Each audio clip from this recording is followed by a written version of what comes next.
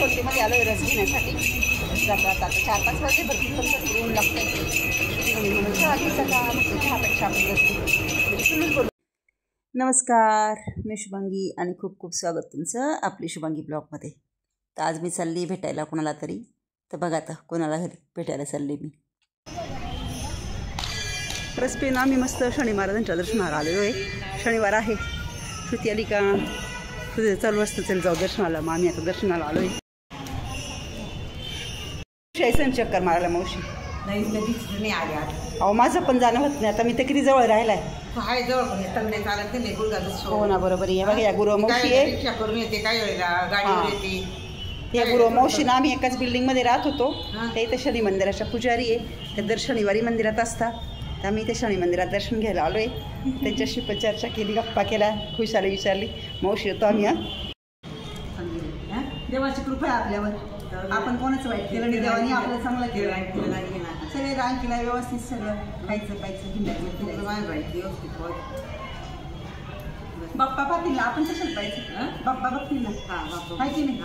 त्याला त्या दिवशी बघत आली ना, त्या दिवशी तिच्यानं म्हणजे तिला मला भेटायला वाटत म्हणूनच आली मग मी. कधी आली परवा आली.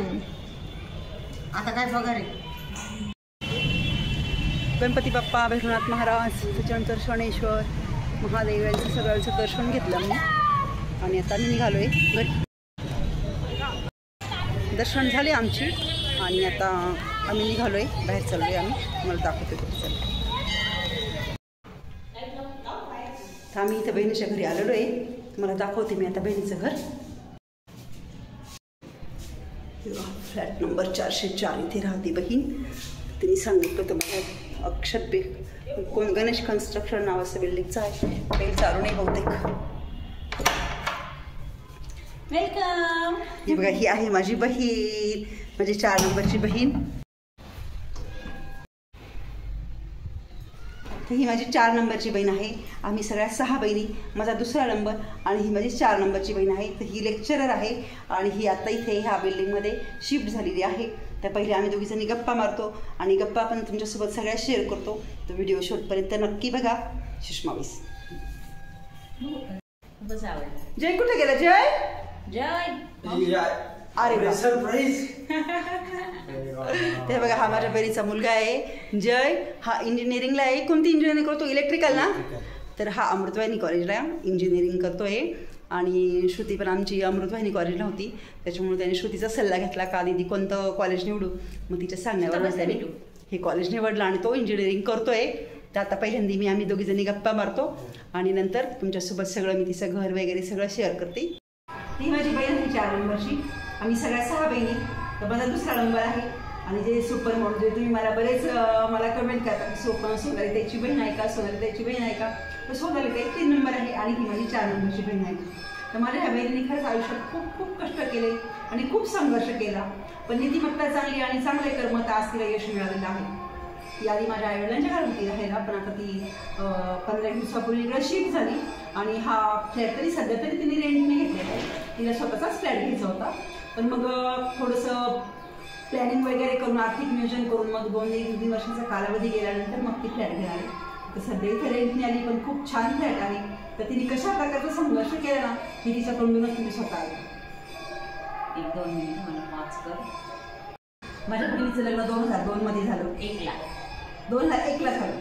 आणि त्यावेळेस तिचं BA झालं होतं कम्प्लीट. आणि मग घरी शेती होती. पण मग आता शेतामध्ये पण एवढं काम काय करणार. तर ती रविवारी सुट्टीच्या दिवशी शेतावर जायची. आणि तिने एका प्रायव्हेट कंपनीमध्ये ती जॉब करत होती. 2-3 वर्ष तिने तिथे जॉब केला. पण मग तिचं कम्युनिकेशन स्किल वगैरे चांगलं होतं. मग तिने पुढे 2010 मध्ये BEd केलं आणि नंतर आता ती लेक्चरर आहे. नंतर पुढे तिने MA वगैरे पण केलं.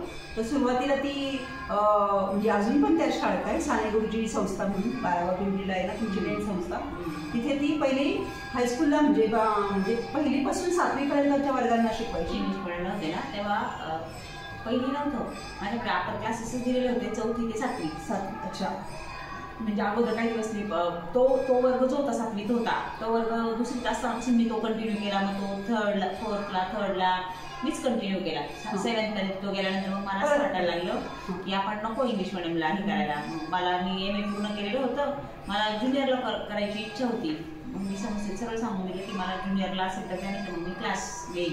कारण शाळेत इंग्लिश मिडियमला जॉब करत असताना क्लास मी घरी घेतच होते आणि क्लास माझे चांगले ग्रो झाले होते. मग म्हटलं आपण क्लासमध्येच पूर्ण फोकस करूया. मॉर्निंग शिफ्ट, इव्हिनिंग शिफ्ट दोन्ही शिफ्टला आपण जर क्लासेस चांगले, कारण मला बऱ्याच रिलेटिव्हने पण गाईड केलं की तुम्ही क्लासेस घ्या म्हणून. कारण माझ्या रिलेटिव्हचेच मुलं होते माझ्याकडे बरेचसे, मध्ये सांगायचे तुम्ही क्लासेस का नाही इम्प्रूव्ह करत चांगलं पूर्ण फोकस करून. पण मला माहिती होतं क्लास ही प्रायव्हेट असतं, आपण जोपर्यंत मेहनत करू तोपर्यंतच आपल्याला रिटर्न मिळत असतात. मला नोकरी करायची हौस होतीच. मग मी संस्थेला सांगितलं की नाही मला ज्युनियर कॉलेज असेल तर मला करायचं नाही, तर मला काही करायचं नाही असं सांगून दिलं. मी महिनाभर घरी थांबले, म्हटलं मला नाही यायचं. मग मला आमच्या प्राचार्यांचाच फोन आला की मॅडम तुम्ही येऊन तर जा म्हणजे शाळेमध्ये.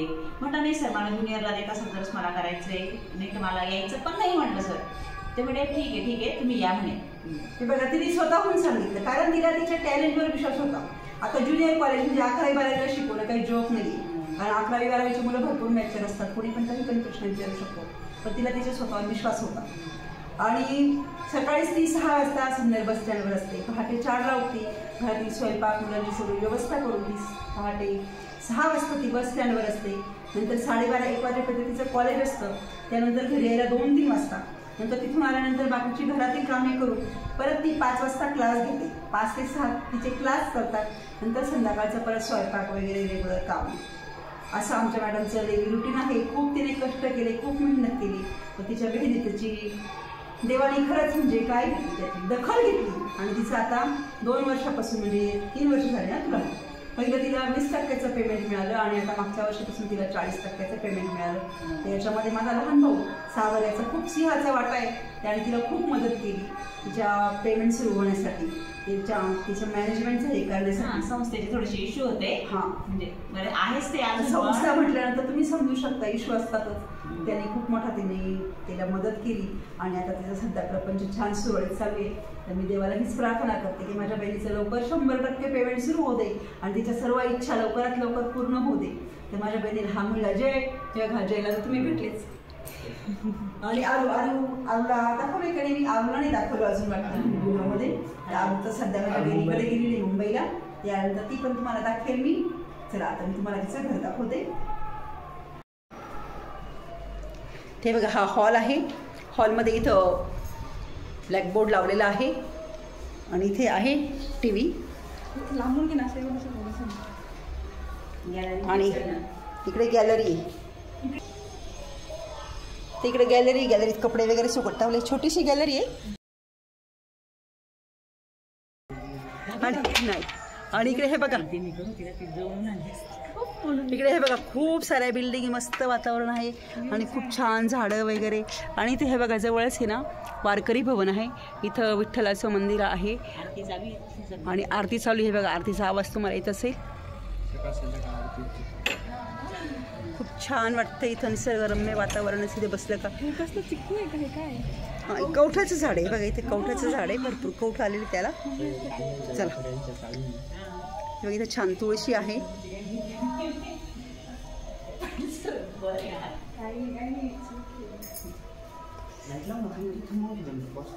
आणि हे बघा इकडे आहे किचन. इकडे आमचे भांडे वगैरे लावलेले. इकडे पाण्याचा मस्त रांजण आहे. बघा आम्हाला गारगार पाणी लागतं, त्याच्यामुळे मस्त पाण्याचा माठ ठेवला आहे. आणि इकडे वॉश बेसिन वगैरे आहे, WBC. आणि इकडे आहे बेडरूम. इथे छान तिच्या सासऱ्यांचा उपास करू तिने आज जेव घातला. इथे फोटो पुढं नैवेद्य वगैरे ठेवलेला आहे. आणि हे बघा इकडे तिचा छोटासा देवघर. इकडे हे बघा शेतकरी, ते मस्तपैकी गहू वगैरे आहे घरचे. इकडे कपाट आणि इकडे काही ठेवणीचं सामान वगैरे. घरात म्हटलं का प्रत्येक वस्तू लागतेच, कुठल्याच वस्तू वाचून होत नाही. इकडे पण काही सामान वगैरे आहे तिचं. तर आता मी इथे मस्तपैकी छान जेवण करतो आणि बघतो तुम्हाला दाखवते आता जेवायला काय केलं आम्हाला. चला. आणि हिच्याबद्दल सगळ्यात महत्त्वाचं तुम्हाला सांगायचं गेलं अजून खूप आहे सांगण्यासारखं, तो खूप आहे, पण व्हिडिओ खूप मोठा होईल त्यामुळे मी थोडक्यात सांगते. सगळ्यात महत्त्वाचं म्हणजे मी 15 वर्ष बँकेत नोकरी केलेली आणि मी बँकेत नोकरी करू शकले कारण मला माझ्या बहिणींचा खूप सपोर्ट होता. कारण तुम्ही मला सांगा, आपण जॉब करायला बाहेर जातो तर आपल्या मुलांना सांभाळायला कोणीतरी पाहिजे असतं, तर ही माझी बहीण आणि माझी प्रत्येक मोठ्या बहिणीची मुलं लहान बहिणी सांभाळतातच. पण नाही आता म्हणजे 1-2 तास सांभाळणं खूप आनंदाचं काम असतं, खूप आनंदाचं.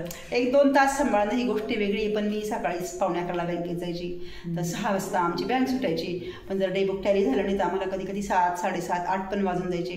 तोपर्यंत मी बँकेत थांबायची आणि माझे मुलं त्यावेळेस राहायचे माझ्या बहिणींकडे. कारण मी 5 ते 6 वर्ष आईवडिलांच्या घरात होती. नंतर मी फ्लॅटमध्ये राहिले आणि नंतर आता मी जे घर तुम्ही माझ्या शूटमध्ये बघता तो आमचं स्वतःचं घर आहे. त्याचं शूट नाही दाखवलं मी तुम्हाला अजून. तर मी जॉब करू शकले केवळ माझ्या बहिणींची साथ होती मला. गाईज हा आईचा मनाचा मोठेपणा आहे. पण खरं तर प्रत्येकाला आपल्या मोठ्या बहिणीची मुलं सांभाळायला खूप आवडतं. आणि हिची मुलं तर एवढी गोड होती, श्रुती तर एवढी चब्बी बेबी होती, एवढी हेल्दी, एवढी भारी होती ना, तिला खालीच ठेवावं असं वाटत नसायचं. मी तर कुठेही जायची ना तिला घेऊनच जायची सोबत. मंदिरात आम्ही मैत्रिणी बसलेल्या असो, तिथे श्रुती माझ्यासोबत, मैत्रिणीच्या घरी चालले तिथं श्रुती माझ्यासोबत. म्हणजे एवढी भारी होती ना ती लहानपणी. आताही ती भारीच आहे, पण लहानपणी सुद्धा अशी हेल्दी, एवढी चप्पी बेबी होती ना की फार क्यूट, खालीच ठेवावं असं वाटत नसायचं. ती जाण माझ्या मुलांनी ठेवलेली आहे. माझ्या मुलांना सीमामावशी म्हटल्यानंतर खूप आवडीचा विषय, सीमामावशी म्हटल्यानंतर खूप आवडीचा विषय. आता कुटुंबात आपले कलह होता, कधी वाद होता, तर मला ना माझा स्वभाव जरा चिडका आहे मी चिडकी, कशाला मी नको म्हणून. तर मी चिडल्यानंतर काही टेन्शन घेतल्यानंतर माझे मुलं मला सांगतात का मम्मी सीमामावशीकडे बघ, मम्मी सीमामावशीकडे बघ. तर सगळ्या बहिणींपेक्षा जास्त विषय आमच्या होत असेल तर माझ्या ह्या बहिणीचा होतो. कारण माझ्या मुलांनी ती जाण ठेवलेली आहे का सीमामावशीने आपल्याला खूप सांभाळलेलं आहे आणि सगळ्या परिस्थितीला तोंड देऊन ती किती समर्थपणे हसून खेळून सगळ्यांना सामोरे जाते, सगळ्याशी किती गोड बोलते. मी थोडी चिडकी, मला कोणाचा पण राग आला का मी लगेच म्हणजे रागावरती आहे त्या आता स्वभाव तर नाही बदलू शकत ना. हे सांगायचं होतं. आता आम्ही स्वयंपाक इथं मस्तपैकी आमरस, पुरणपोळी, सारवडायचे अजून भजी, मस्त गरम गरम भजी केले आणि मस्तपैकी आता आम्ही जेवण करतोय. म्हणजे ना बहिणीकडे ना आज सकाळची उपास करून जेव घातला. बऱ्याच अडचण झाल्याच्यामुळे काही शक्य झालं नाही, तर बराच उशीर झाला तिला उपास करून जेव घालायला. माझे दीर वारलेले होते ना गं. हां, सुतक वगैरे विरद असं बऱ्याच अडचणी आल्यामुळे तिचं लवकर शक्य झालं नाही.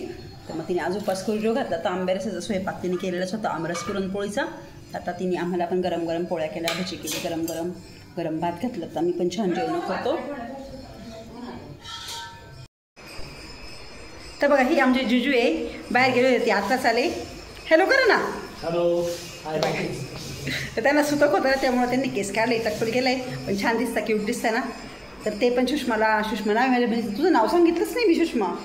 ते सुषमाला संसाराचा वाडा सोडण्यामध्ये खूप मदत करता. सकाळीच लवकर जाता, उठता, ते मुलांचं म्हणजे राहिलेलं सगळं आवडता आणि मग नंतर ते मळ्यात जाता, दिवसभर मळ्यात काम करतात. त्यांची शेती इकडं देवपुलाजवळ. सकाळी 8ला मळ्यात गेले का संध्याकाळी 6 वाजेपर्यंत ते मळ्यात असतात आणि दोघांचा असा छान प्रपंच चालतो. खूप कष्ट करतात. नाही करत का? बघा कमेंट्स काय केली तू? बघा म्हणजे दाजी त्यांना वाटतं मी मुद्दाम म्हणते. आता मी मुद्दाम कशाला म्हणू? आता जर तुम्हाला वाटत असेल तर तुम्ही कष्ट नाही करत तर तुम्ही बोलू शकता का? नाही करत का?